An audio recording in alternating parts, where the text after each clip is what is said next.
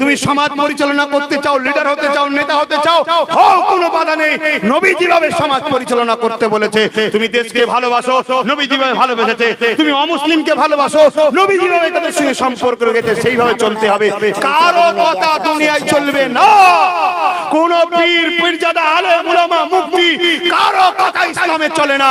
ইসলামে একমাত্র কথা চলে মুহাম্মদ সাল্লাল্লাহু আলাইহি সাল্লাম। আর মুহাম্মদ সাল্লাল্লাহু আলাইহি সাল্লামকে এই পাওয়ার দিয়েছেন স্বয়ং আল্লাহ। জোরে বলুন সুবহানাল্লাহ। তবে হ্যাঁ, যেই পীর সাহেব নবীর কথা বলে, ওই পীর সাহেবকে ভালোবাসলে মদিনাওয়ালা খুশি হয়। যে মুফতি নবীর কথা বলে, ওই মুফতিকে ভালোবাসলে মদিনাওয়ালা খুশি হয়। যে আলেম নবীর কথা বলে, যে ইমাম নবীর কথা বলে, তাকে ভালোবাসলে মদিনাওয়ালা খুশি হয়। তোমাকে ভাবতে হবে আলেম মানে যে সে নবীর হবে তা নয়। ইতিপূর্বে বহুত আলেম ছিল, হতবাগ আকবরের দিকে ছিল, মুজাদ্দিদ আলবে সানির বিরুদ্ধে ছিল।